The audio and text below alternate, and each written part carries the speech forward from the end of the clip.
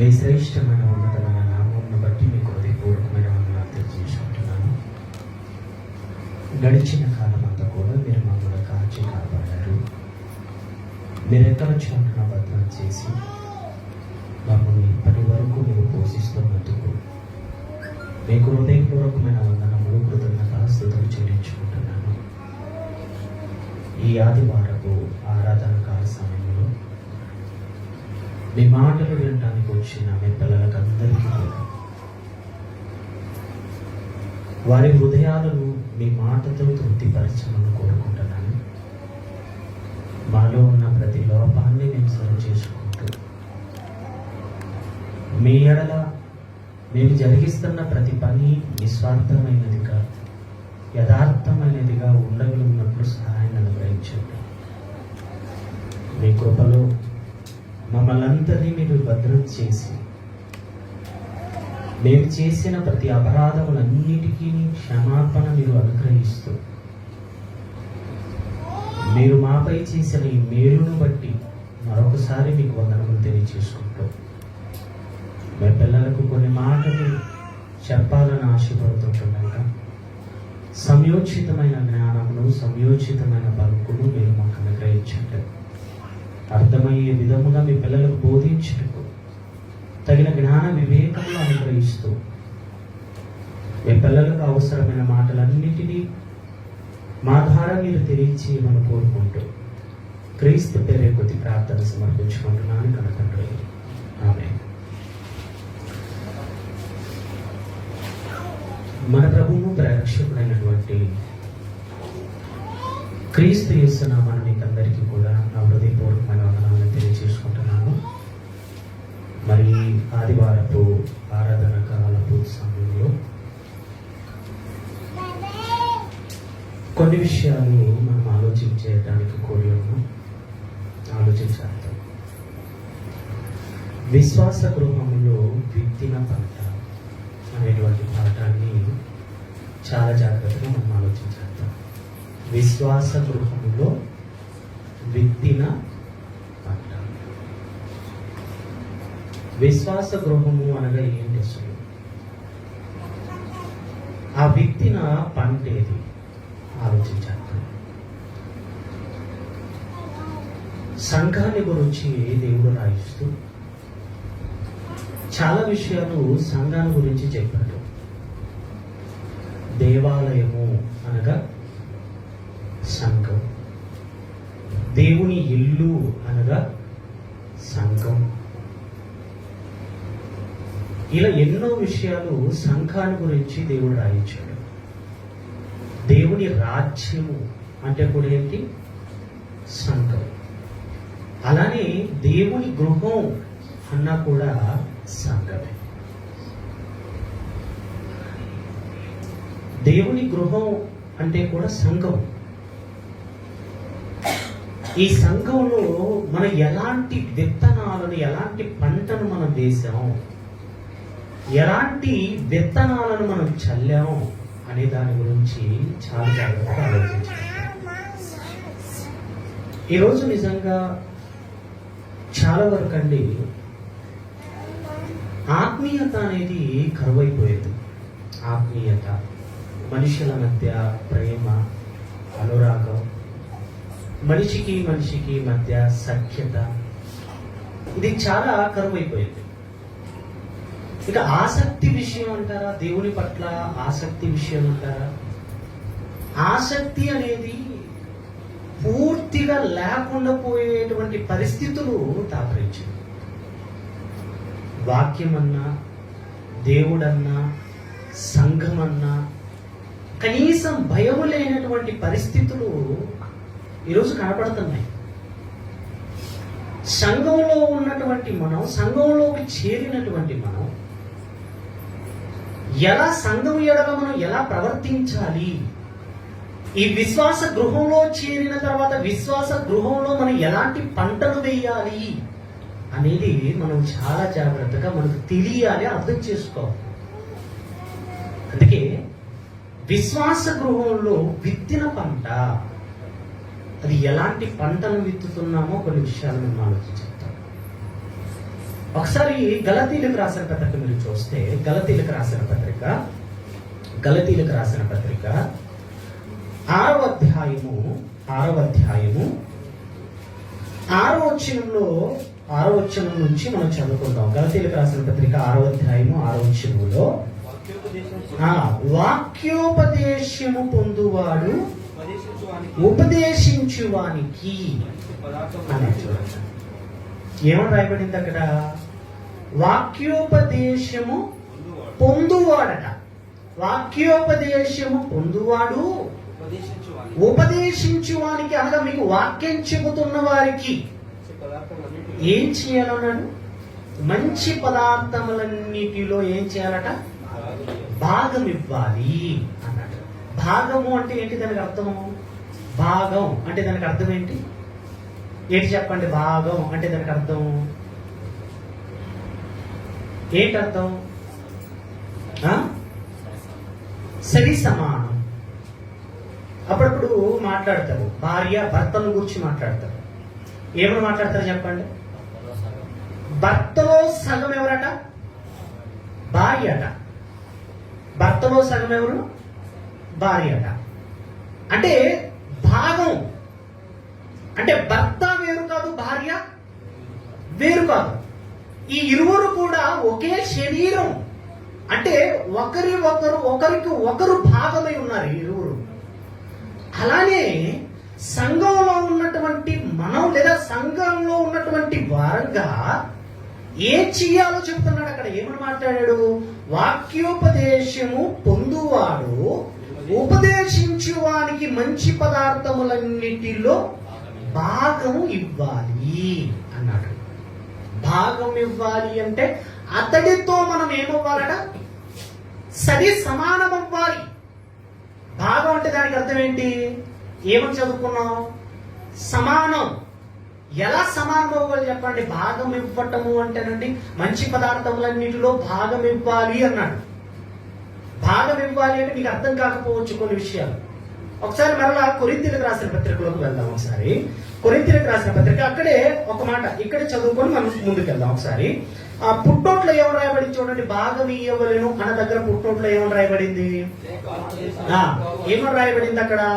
వాక్యోపదేశము పొందువాడు సమస్త సద్విషయములో బోధించువానికి పాలివాడై ఉండవలెను అన్నాడు. చూడండి, అంటే భాగం అన్నదానికి అర్థం ఏంటి అంటే పాలివాడవటం.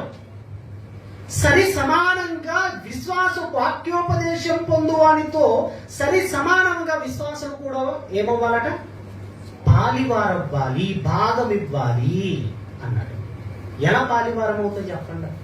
ఎలా పాలివారం అవుతాం అంటే పాలిభాగస్థం చేయాలి, పాలివారవ్వాలి అని అన్నాడు కదా.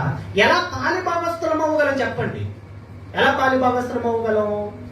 మీకు అర్థం అవటానికి కొన్ని విషయాలు మరలా ఒకసారి కొరింథీయులకు రాసిన పత్రిక మీరు చూడండి. కొరింథీయులకు రాసిన మొదటి పత్రిక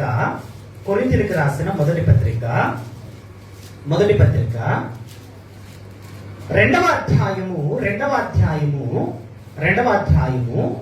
6వ వచనం మనం చదువుకుంటాం. చూడండి, 6వ వచనంలో 2వ అధ్యాయం మొదటి కొరింథీయులకు రాసిన పత్రిక 3వ అధ్యాయం 6వ వచనం, క్షమించండి 3వ అధ్యాయం 6వ వచనంలో నేను నాటి తిని అన్నాడు. చూడండి, నేను నాటి తిని. ఎక్కడ నాటాడు చెప్పండి? నాటి తిని అన్నాడు. నాటి తిని అంటే దేని గురించి మాట్లాడుతున్నాడు అక్కడ? దేని గురించి?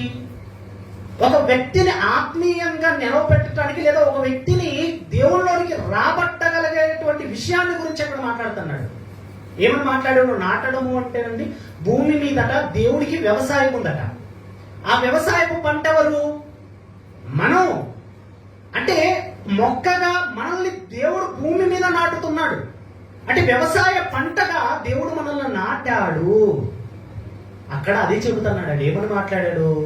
అపోస్తలుడైనటువంటి పౌలు కొరింథీయులకు ఉత్తరాన్ని రాస్తూ చెబుతున్న మాట ఏంటి అంటే, నేను నాటి తిని. అపోలో ఏం చేశాడు? అపోలో అనేటువంటి వ్యక్తి ఉన్నాడు కదా. కాబట్టి కొరింథీలో అంటే మొట్టమొదట కొరింథీ సంఘాన్ని స్థాపించింది ఎవరు? కొరింథీ సంఘాన్ని స్థాపించింది అపోస్తులైనటువంటి పౌలు. అపోస్తులైనటువంటి పౌలు ఎప్పుడైతే స్థాపించాడో ఆ స్థాపించినటువంటి ఆ సంఘంలో నీళ్లు పోసాడట. ఎవరు పోసాడు? అతను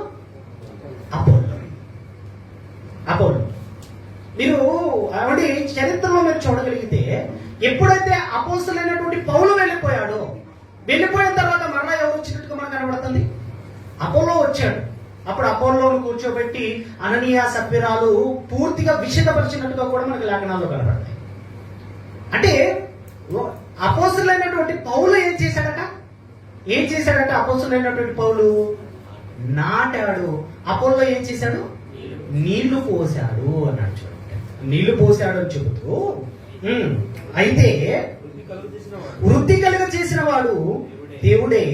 కాబట్టి వృద్ధి కలుగ చేయు దేవునిలో గాని నాటు వానిలోనైనను నీళ్లు పోని వానిలోనైనను ఏమీ లేదు. నాటువాడును నీళ్లు పోయేవాడును ఒక్కటే అన్నాడు. చూడండి, ఒక్కటే. నాటినవాడు ఎంత కష్టపడి నాటాడో నీళ్లు పోసిన వాడు కూడా అంతే కష్టపడి నీళ్లు పోశాడు. అంటే నాటిన వాడికి ఎంత భాగమో అలాగే నీళ్లు పోసిన వాడికి కూడా అంతే భాగం. నాటిన వాడికి ఎంత జీతమో నీళ్లు పోసిన వాడికి కూడా అంతే జీతం. అంటే వాక్యోపదేశం పొందువాడట ఉపదేశించు వాడికి అన్ని విషయాల్లో మంచి పదార్థములన్నిటిలో కూడా ఏమి ఇయ్యాలన్నాడు? భాగం ఇయ్యవలను అంటూ ఏం చెప్పాడు కింద? అంటే పాలివారవ్వాలి అన్నాడు. చూడండి, సమస్త సత్విషయాలలో ఏమవ్వాలట? పాలివారవ్వాలి. అంటే వాక్యోపదేశం చేసేవాడు ఒక మనిషిని నిలబెట్టడానికి ఎంతగా కష్టపడతాడో ఉపదేశం పొందే వాళ్ళు కూడా వాక్యోపదేశం పొందువానితో ఏమవ్వాలట? పాలివారవ్వాలి. ఎలా పాలివారవుతారు చెప్పండి? ఎలా పాలివారవుతారు? ఎందుకంటే భాగం అవ్వాలి అన్నాడు కదా, పాలివారవ్వాలి అన్నారు కదా. ఈరోజు చూడండి, చాలా మంది చూడండి కేవలం వినటం వరకే పరిమితం అయిపోయారు. సంఘం పరిస్థితి కానీ, సంఘాన్ని ఎలా నిలబెట్టుకోవాలని కానీ, సంఘంలో ఉన్నటువంటి వారిని ఎలా హెచ్చరించాలో లేదా ఎలా వారిని సరిచేయాలో ఇవేవి ఒకరికొకరు పట్టనట్టుగా ఉన్నారు. చూడండి, ఎందుకు చెప్పండి? పాలివారవ్వరా? భాగం అవ్వరా? ఒక వ్యక్తిని నిలబెట్టడానికి నాటటం ఎంత కష్టమో అలాగే సంఘంలో కూడా మీరు ఏం చేయాలట? సంఘంలో కూడా ఏం చేయాలట? నీళ్లు పోయాలి. అంటే నాటువాడు కూడా ఎంత భాగముగా పనిచేస్తున్నాడో నీళ్లు పోసేవాడు కూడా అంతే అవసరం. నాటాడు అనుకోండి, నాటి వెళ్ళిపోయాడు, నీళ్లు పోయలేదు, ఏమైపోతుంది? పంట ఏమైపోతుంది? ఎండిపోతుంది, నాశనమైపోతుంది. నాటేవాడు ఉండటం, వాడి వెనకాల ఎవరు ఉండాలి? మరలా నీళ్లు పోసేవాడు కూడా ఉండాలి. ఆ నీళ్లు పోసే వాళ్ళు ఎవరు అవ్వాలంటున్నాడు తెలుసా?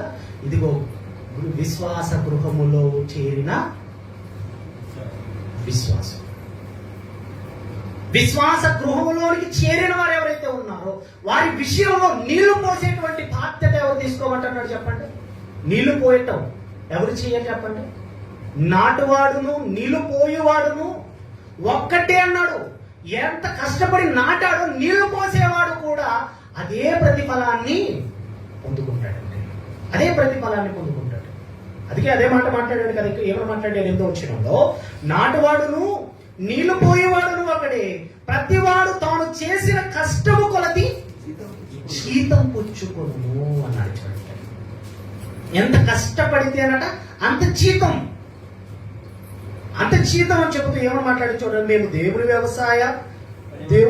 జత పనివారమై ఉన్నాము, మీరు దేవుని వ్యవసాయము, దేవుని గృహమునై ఉన్నారు అన్నాడు. చూడండి, అంటే దేవుని గృహము అంటే ఏంటి అంటే సంఘం. ఈ సంఘంలోనికి చేరినటువంటి వారిలో ఇదిగో వాక్యోపదేశం పొందేవారట. ఉపదేశించి వారికి ఏమి ఇవ్వాలన్నాడు? భాగం ఇవ్వాలి. కాబట్టి నాటేవాడు కష్టపడి నాటుతున్నప్పుడు దానికి మీరు సహాయం చేయలేరా? సహాయం చేయలేరా చెప్పండి? భాగం ఇవ్వటం అంటే ఏంటి? ఒక్కొక్కరికి ఒక్కొక్క విధంగా చేసేటువంటి చేసేటువంటి పద్ధతి మీకు తెలియాలి మొదట. అంటే భాగం ఇవ్వటం అంటే ఏంటో తెలుసా? ఇదిగో ఒకవేళ వాక్యోపదేశం చేయి వారిలో వాతడికి ఏ విధంగా మీరు సహకారిగా ఉండగలరు, ఏ విధంగా మీరు వారితో పాలువారవ్వగలరు చెప్పండి. ఏ విధంగా పాలువారవ్వగలరు? ఎంతో మంది సేవకులు చూడండి ఈరోజు నిజంగానండి, చాలా మంది కష్టాల్లో ఉండి సేవ చేసే వాళ్ళు చాలా మంది ఉంటారు. కష్టాలతో ఇబ్బందులతో ఉండి సేవ చేసే వాళ్ళు చాలా మంది ఉంటారు. కానీ అలాంటి వారు చేస్తున్నటువంటి ఆ పనిలో నీవు భాగం అవ్వాలి అంటే ఏం చేయాలి చెప్పండి? భాగం అవ్వాలి, వాళ్ళతో పాలివారం అవ్వాలి అంటే ఏం చేయాలి?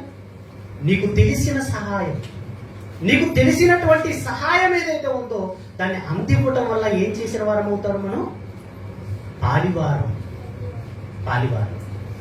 కానీ విశ్వాస గృహంలో చేరిన వారిలో అంటే మీరు ఎలాంటి పంటను కూర్చుకుంటున్నారు తెలుసా? ఎలాంటి పంటను కూర్చుకుంటున్నారు? ఎందుకంటేనండి, విశ్వాస గృహంలో వేసినటువంటి ఆ పంట కొలది మీకు జీతం. ఆ పంట కొలది జీతం. ఒకసారి మరలా గలతీయులకు రాసిన పత్రిక మీరు చూడండి.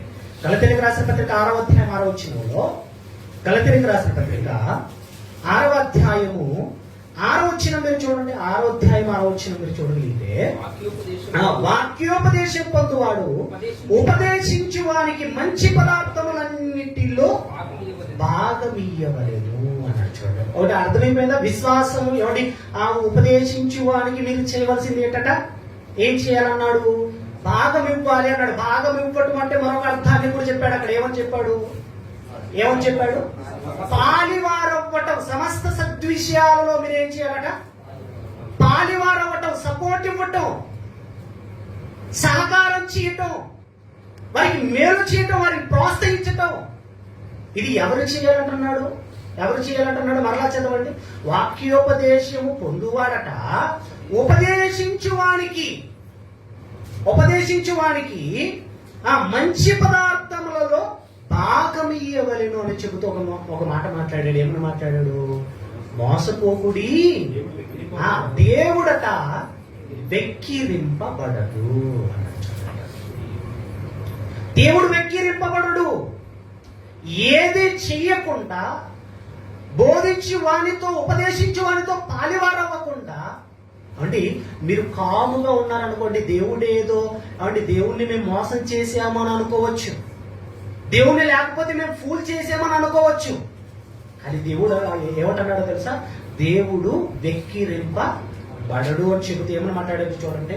మనుషుడు ఏది విత్తునో ఆ పంటనే కోయును, ఏలయనగా తన శరీరేచ్ఛలను బట్టి విత్తువాడు తన శరీరము నుండి క్షయమైన పంట కోయును, ఆత్మను బట్టి విత్తువాడు ఆత్మ నుండి నిత్య జీవనమును పంట కోయును అన్నాడు. చూడండి, 2 పంటలు అక్కడ ఉన్నాయి.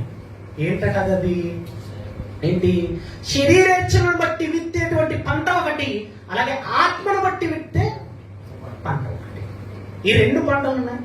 ఈ 2 పంటలు ఎందుకంటే విశ్వాస గృహంలో చేరినటువంటి మనం వాక్యోపదేశం పొందువానితో పాలివారం అవ్వకుండా ఏం చేస్తుంటామో తెలుసా? ఒకటి శరీరేచ్ఛలను బట్టి విత్తే పంట వేస్తుంటాం. చూడండి, చాలా మంది చూడండి, సంఘంలో ఉన్నటువంటి వాళ్ళు ఒకరికొకరు ఏమని మాట్లాడుకుంటారో చెప్పండి. ఏమని మాట్లాడుకుంటారు? అది ఆత్మీయంగా మాట్లాడుకునేటువంటి మాటలు చాలా కరువు.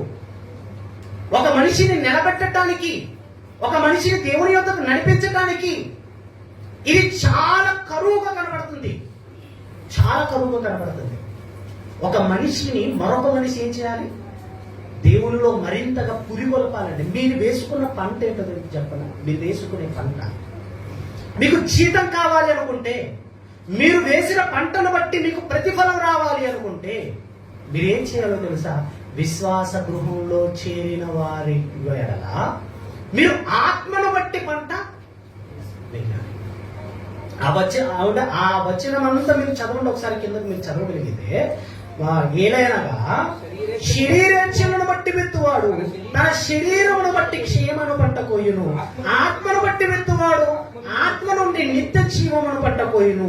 మనము మేలు చేయుట యందు విసకక యుందుము, మనం అలయక మేలు చేసితిమే అని తగిన కాలమందు పంటపోతుము.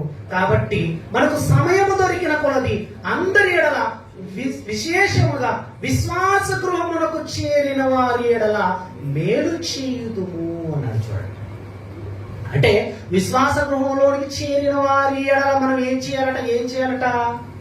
మేలు చేయాలి. మేలు చేయటం అంటే ఏంటి చెప్పండి? మేలు చేయటం అంటే ఏంటి? విశ్వాస గృహమునకు చేరిన వారి ఎడల మేలు చేయాలి అన్నాడు. మేలు చేయటం అంటే ఏంటో తెలుసా? అంటే మీరు ఒక మనిషికి కొన్ని విషయాలు దేవుని గురించి చెప్పి అతని దేవుణ్ణిలో నిలబెట్టి బలపరిచి ఇది చేయటం అనేది ఏంటో తెలుసా?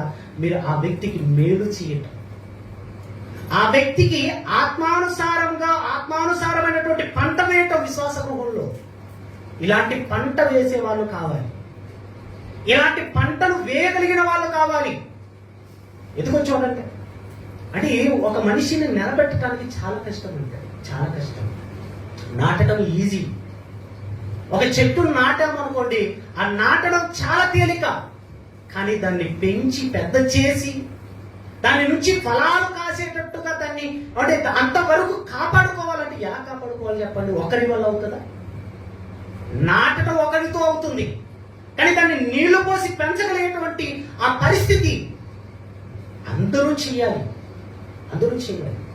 అందుకే విశ్వాస గృహంలో మీరు వేసే పంట ఎలాంటిదో మీరు ఆలోచించుకోండి. మీ మాటల ద్వారా ఒక వ్యక్తిని నిలబెట్టగలుగుతున్నారా? మీ మాటల ద్వారా ఒక వ్యక్తి ఆత్మీయతను పెంచగలుగుతున్నారా? మీ మాటల ద్వారా ఒక వ్యక్తి దేవుళ్ళలో బలంగా నిలబడగలుగుతున్నాడా? మీ మాటల ద్వారా ఒక వ్యక్తి కుటుంబమే నిలబడగలుగుతుందా? ఒకసారి ఆలోచించలేదు. ఈరోజు చూడండి, చాలా తక్కువ. అంటే ఆత్మానుసారమైన పంట వేయాలి విశ్వాసం. మనం మాట్లాడేటువంటి ప్రతి మాట ఎదుటి వ్యక్తిని దేవుళ్ళలో నిలబెట్టేదై ఉండాలి. అలాంటి మాటలు మనం మాట్లాడాలండి ఎప్పుడైనా. కానీ మన ఎడల ఉన్న వారి ఎడల, మనతో ఉన్న వారి ఎడల మనం చేయవలసినది ఏంటో తెలుసా? ఆత్మానుసారమైన పంట మనం వేయాలి. ఆత్మానుసారమైన పంట వేయాలి. ఈ పంట వేయాలి అంటేనండి మీకు నిజంగా పాలివారవ్వాలి అనుకుంటేనే తప్పితే మీరు వేయలేదు. అందుకే చూడండి, ఎంతసేపు ఉన్న వాక్యం చెప్పేవాళ్ళని చెబుతూనే ఉన్నాం, వాక్యం చెప్పేవాళ్ళు చెప్పుకుంటూనే ఉన్నాం, కానీ నీరు పోసేవాళ్ళు చాలా కాబట్టి. అంటే మీరు ఎలాంటి ఒక వ్యక్తి మీతో పాటే ఉంటాడు కదా, అలాంటి వ్యక్తిని మీరు ఎలా నిలబెట్టగలుగుతున్నారు చెప్పండి? ఎలా నిలబెట్టగలుగుతున్నారు? ఆలోచించండి ప్రేమ దేవుడుతున్నారు. అందుకే ఆత్మానుసారమైన పంట వేయమంటున్నాడు. అదే మాట్లాడాడు కదా 9వ వచనంలో, మనము మేలు చేయడం యందు విసుగక యందుము, మనం అలయక మేలు చేసితిమేమి, తగిన కాలమందు పంట పోతుము. కాబట్టి మనకు సమయము దొరికిన కొలది అందరి ఎడల అన్నాడు. చూడండి, ఏం చేయమంటున్నాడు? సమయం దొరికిన కొలదల్లా అందరి ఎడల ఏం చేయాలట? విశేషము కంటే ముఖ్యంగా విశ్వాస గృహములకు చేరిన వారి ఎడల మీరేం చేయాలట? మేలు చెయ్యాలి. కొత్తగా ఎవరైనా వచ్చారనుకోండి, విశ్వాస గృహంలోనికి చేరారు, ఆ చేరిన వారి ఎడల మీరు ఏం చేయాలట? మీకు సమయం దొరికిన కొలదల్లా ఏం చేయమన్నాడు చెప్పండి? క్షయమైన పంట వేయమన్నాడా? అక్షయమైన పంట వేయమన్నాడా? శరీరపరమైన పంటను వేయమన్నాడా? లేకపోతే ఆత్మీయమైన పంటను వేయమన్నాడు చెప్పండి? కొత్తగా ఎవరైనా సంఘంలోనికి చేరిన వారి ఎడల, విశ్వాస గృహంలోనికి చేరిన వారి ఎడల వాళ్ళకు మీరు చెప్పవలసినది ఏంటో తెలుసా? ఆత్మీయమైన సంగతులు చెప్పాలి. వారిని నిలబెట్టాలి, వారిని దేవుడికి మరింతగా దగ్గర చేయాలి, సంఘానికి దగ్గరగా చేయాలి, దేవుడిలో బలంగా నిలబడేటట్టుగా మీరు ఎలాంటి పంటను వేయాలో తెలుసా? ఆత్మానుసారమైన పంట వేయాలి. ఆత్మానుసారమైన పంట. అందుకే అన్నాడు చూడండి, సమయం దొరికిన కొలదల్లా ఎవరితో మాట్లాడమన్నాడు చెప్పండి? సమయం దొరికిన కొలదల్లా విశేషముగా ముఖ్యంగా ఎవరితో మాట్లాడమన్నాడు? బంధువులతో మాట్లాడుకుంటూ కూర్చోమని చెప్పలే. మీకు సమయం దొరికినదకల్లా విశేషముగా మీ చుట్టాలతో మాట్లాడమల్లా, లేకపోతే మీ పొరుగింటి వారితో ఎదురింటి వారితో ఏదో ముసలమ్మ ముచ్చట్లు చెప్పుకుంటూ కూర్చోమని చెప్పలేదు. చాలా మంది చూడండి, ఇదే పని అండి, ఇదే పని. అంటే టైం దొరికితే చాలు కూర్చుంటారు. ఏం మాట్లాడతారు చెప్పండి? అన్ని పనికిరాని మాటలు, పనికిరాని మాటలు. ఇదే కదా. అంటే ఒక వ్యక్తిని నిలబెట్టడానికి మీకు సమయం దొరికిన కొలదల్లా ఏం చేయమంటున్నాడు చెప్పండి? విశేషముగా విశ్వాస గృహములకు చేరిన వారి ఎడల మీరు ఏం చేయాలట? మేలు చేయాలి, మేలు చేయాలి. ఎవరైనా ఇప్పటి వరకు విన్నారు కదా, ఎన్ని పాఠాలు వింటారంటే, ఎన్ని ప్రసంగాలు వింటారంటే, ఎన్ని మీటింగ్ల ద్వారా ఎన్నో మాటలు వింటారు కదా. విన్న మాటలన్నీ కూడా నిజంగా వాడి కొత్తగా చేరిన వారి ఎడల ఏ రోజైనా మీరు కేర్ తీసుకున్నారో ఆలోచించండి. కొత్తగా చేరిన వారి ఎడల మీరు ఏ రోజైనా కొన్ని మాటలు చెప్పి వారిని నిలబెడదామన్న ఆలోచన ఎవరికైనా వచ్చింది చెప్పండి? ఎవరికైనా వచ్చిందా? ఎవ్వరికీ రాదంటే. అందుకే ప్రేమ దేవుని పిల్లరా, మీరు ఏం చేయమంటున్నాడు? ఏం చేయమంటున్నాడు? వాక్యోపదేశము పొందువాడు ఉపదేశించువానికట మంచి పదార్థములన్నిటిలో భాగం. వాక్యోపదేశం పొందువాడు ఉపదేశించు వారికి మంచి పదార్థములలో ఏం చేయాలట? భాగం ఇవ్వాలి. సాధ్యమైనంత సహాయం, వారికి మేలు చేయటం, వారిని ప్రోత్సహించటం, మంచి పదార్థములన్నిటిలో వారికి భాగం ఇవ్వటం. ఎందుకు తెలుసా? ఏమంటే వాక్యం చెప్పే వారికి సహకారులు కూడా ఎక్కడ ఉంటారట? వాళ్ళ పేర్లు కూడా ఎక్కడ ఉంటాయట? జీవగ్రంథంలో. జీవగ్రంథం ఎందుకు అంటే వారితో మీరు కూడా ఏమైపోయారు? అప్పుడు పాలివారయ్యారంటే. పాలివారయ్యారు. భార్య భర్తల గురించి ఒక మాట మాట్లాడారు చూడండి. అంటే జీవమును కృపావరములోనట మీ భార్యలు కూడా మీతో పాలివారు అన్నాడు. ఎందుకు మాట అన్నాడు చెప్పండి? భార్య సేవ చేయదు, కానీ చేసేది ఎవరు? భర్త. భర్త సేవ చేస్తున్నప్పుడు, భర్త దేవుని పనికి వెళ్తున్నప్పుడు, దేవుని కొరకు ప్రయాసపడుతున్నప్పుడు అతడికి సపోర్ట్ గా, అతడికి ఏమండి కావలసినవన్నీ ఏర్పాటు చేసి అందించగలిగిన భార్యకు కూడా ఏమొస్తుందట? జీవమును కృపావరముల్లో ఆమె కూడా పాలివారు. అందుకేనండి వాక్యోపదేశం పొందువారట ఉపదేశించు వారికి అన్ని విషయాలలో మంచి పదార్థములన్నిటిలో భాగం ఇవ్వాలని చెబుతూ ఏమన్నాడు తెలుసా? వారికి మీరు పాలివారండి. ఇబ్బందుల్లో ఉన్న సేవకులను చూడండి, కష్టాల్లో ఉన్న సేవకులను గమనించండి. వారికి ఎంతో కొంత మీకు తోచిన సహాయం చేస్తూ వాళ్ళ విషయంలో ఏం చేయాలో తెలుసా? అంటే మీరు ఇంకా వారి ఉపదేశంలో, వారి యొక్క పనిలో మీరు ఏమవ్వాలట? పాలివారవ్వాలి. నిజం ప్రేమ దేవుడుతున్నారా? ఇవన్నీ చెయ్యగలిగితేనే మీరు ఏమంటే నిజంగా దైవ భక్తులు. ఇవన్నీ చేయగలిగితేనే మీరంతా కూడా ఎవరో తెలుసా? నిజంగా దేవుని సంబంధులు మీరంతా కూడా. ఇది చేయటమే కాక ఏం చేయమన్నాడు? విశ్వాస గృహంలో చేరిన వారి ఎడల విశేషముగా మేలు చేయాలట. ఏ ఒక్కరిని పోగొట్టుకోకూడదు, ఏ ఒక్కరిని వదిలిపెట్టకూడదు. ఎందుకో తెలుసా? దేవుడిలోనికి వచ్చాడు అంటే అతన్ని మరలా నిలబెట్టుకోవాలి. కాపాడుకోవటానికి ఏమండి ఎంతమంది కష్టపడాలి చెప్పండి? ఎంతమంది కష్టపడాలి?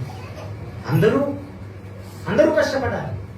అందుకే చూడండి, చాలా మంది వస్తారు, ఏమైపోతారు? వెళ్ళిపోతారు. ఒక వారం కనపడతారు, నెక్స్ట్ వారం ఉంటారు. ఏమైపోయింది? ఏం చేస్తున్నారు? అంటే వారి విషయాల్లో మీరు ఏం చేస్తున్నారు తెలుసా? విశ్వాస గృహంలో చేరిన వారి ఎడల మీరు దేని చేస్తున్నారు? మేలు చేయట్లేదు. ఏం చేస్తున్నారు? కనుక మనం వేసే పంట ఏదో ఉండాలో తెలుసా? ఇదిగో విశ్వాస గృహంలో విత్తే పంట ఏదో తెలుసా? సంఘంలో వేసే పంట ఏదో తెలుసా? ఆత్మీయతను బట్టి విత్తే పంట ఉండాలి. అందుకే మేలు చేయండి, మంచి చేయండి, పాలివారం అవ్వండి దేవుడి పనిలో. ప్రేమ దేవుడి పిల్లారా, విశ్వాస గృహంలో చేరిన వారి ఎడల మనం ఏం చేయాలట? అలయక అన్నాడు. అలయక మేలు చేయుచుండుము. మేలు చేయాలి అన్నాడు. అందుకే ఇలాంటివి మనం నేర్చుకోవాలండి. ఇప్పుడు ఇలాంటివి నేర్చుకోవాలి. కేవలం విని వెళ్ళిపోవడం వరకు కాకూడదు. అందుకే జాగ్రత్త పడండి. ఎందుకంటే చాలా మందికి సంఘాల్లో చెప్పే మాటలు చాలా వెరైటీగా ఉంటాయి. ఏం చెప్తారో తెలుసా? సంఘానికి దూరం చేసే మాటలు చెప్పేవాళ్ళు చాలా మంది ఉన్నారు. సంఘానికి దూరం చేసే మాటలు, సంఘం నుంచి వేరైపోయే మాటలు, ఇవన్నీ కూడా ఎలాంటివో తెలుసా? శరీరేచ్ఛలను బట్టి విత్తే పంట. ఈ పంటను బట్టి మీకు వచ్చే నష్టం ఏంటో చెప్పనా?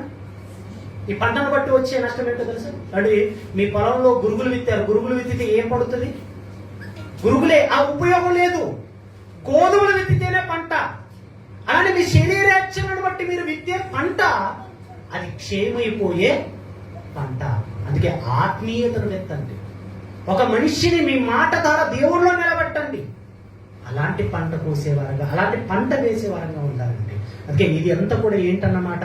విశ్వాస గృహం. ఈ విశ్వాస గృహంలో మీరు వేసే విత్తనాలు ఎలాంటివి ఉండాలి చెప్పండి? ఎలాంటివి ఉండాలి? కల్మషం లేదు, మంచి విత్తనాలు అయి ఉండాలి. అందుకే ఏ వ్యక్తిని పలకరించినా మీరు ఎలాంటి మాటతో పలకరించాలో తెలుసా? ఆ వ్యక్తికి మేలు చేసే మాటలు మీరు మాట్లాడాలి. మీ మాట ద్వారా ఆ వ్యక్తి దేవుణ్ణిలో నిలబడాలి. అలా నిలబెట్టగలిగేటువంటి మాటలు మాట్లాడండి. అలాంటి మాటలు నిజంగా చాలా భక్తిహీనతలోనికి చాలా వరకు వెళ్ళిపోతారండి. అది చాలా ప్రమాదం. దయచేసి అన్ని మానుకొని ఒక వ్యక్తిని నిలబెట్టడానికి ఆ వ్యక్తికి ఏం చెబితే నిలబడతాడో ఇది మాత్రం మీరు కేవలం ఆలోచించాలి. అందుకే మీరు ఏం విత్తుతారో అదే పంటకు వస్తారు. దేవుడు మాత్రం వెక్కిరింపబడడు. మీరు విత్తే పంట ఒక వ్యక్తిని నిలబెట్టేదా? మీరు విత్తే పంట ఒక వ్యక్తిని పాడు చేసేదా? ఒకసారి మీరు ఆలోచించండి. విశ్వాస గృహంలో విత్తే పంట ఏదో ఒకసారి మీరు ఆలోచించుకోండి. కనుక మీరు విత్తిన కొలది ఆ పంటను మీరు కూర్చుకుంటారు. మీరు ఆలోచిస్తూ మంచి నిర్ణయాలతో మీ వంతుగా మీరు ఒకరిని నిలబెట్టడం, మీరు నీళ్లు పోయటం, వారిని ఏమంటే విశ్వాస గృహానికి చేర్చడం, చేరిన వారికి మేలు చేయడం, ఉపదేశించే వారికి మంచి పదార్థాలన్నిటిలో భాగం ఇవ్వటం, ఇలాంటివన్నీ కూడా మనం చేస్తూ వెళ్ళాలి. అలా వెళ్ళిన నాడే ఇది సంఘంలో ఉన్నటువంటి మనం దేవుడు మెచ్చుకుంటాడు.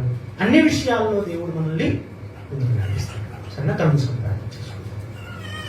మహాపరిశుద్ధుడే మా కనుక మీ శ్రేష్టమైన ఉన్నతమైన నామం బట్టి హృదయపూర్వకమైన తెలియజేసుకుంటున్నాను. కనుక మీరు రాయించి ఇచ్చినటువంటి మాటల్లో కొన్ని మాటలు ఆలోచించాను. విశ్వాస గృహంలో చేరిన వారి ఎడల వారికి మేలు చేయుని అని మీరు సెలవిచ్చిన ప్రకారం మేలు చేయటానికి తండ్రి మీ మాటలు చెబుతూ వారిని మరింతగా బలపరచడానికి, మీ మాట ద్వారా వారిని ఆత్మీయంగా బలపరిచి స్థిరపరచడానికి మేము చేస్తున్న ఈ చిన్న ప్రయత్నం కేవలం తండ్రి మేలు చేసే వారంగానే మమ్మల్ని నిలబెడుతూ ముందుకు నడిపించగలరని కోరుకుంటున్నాను. అనేక మంది తండ్రి మీ పిల్లలకు ఏవో మాటలు తెలియచేస్తూ మీ పిల్లలు శరీర సంబంధమైన పంటను వేయడానికి ప్రయత్నిస్తున్నాను. అలాంటి మీ పిల్లలకు అందరికీ మంచి మనుషులను అనుగ్రహించండి. కేవలం మా మాట ద్వారా ఒక వ్యక్తి నిలబడాలి, కానీ ఒక వ్యక్తి మీకు దూరం అవ్వకూడదు. ఒక వ్యక్తి సంఘంలో స్థిరపడాలే కానీ ఒక వ్యక్తి సంఘం నుంచి వేరకూడదు. అలాంటి మాటలు మా నోట ఎల్లప్పుడూ ఉండగలటం సహాయం అనుగ్రహించండి. మీ కృపలో మమ్మల్ని ఎల్లప్పుడూ మీరు భద్రపరుస్తూ మీరు నడిపిస్తున్నందుకు మీకు హృదయపూర్వకమైన వందనాలు చేసుకుంటున్నాను. విశేషంగా తండ్రి చేరుకోడు వచ్చిన మీ పిల్లలందరూ మీరు జ్ఞాపకం చేసుకుంటారు. వారి కుటుంబాలను మీరు జ్ఞాపకం చేసుకుంటారు. మీ పిల్లల విషయాల్లో మీరు ఎప్పుడూ తోడుగా ఉంటారు. మీ పిల్లలు మరింతగా బలవంతులుగా స్థిరులుగా మీరు తీర్చిదిద్దగలని కోరుకుంటూ క్రీస్తు పేరు కొద్ది ప్రార్థన సమర్పించుకుంటున్నాను కనుక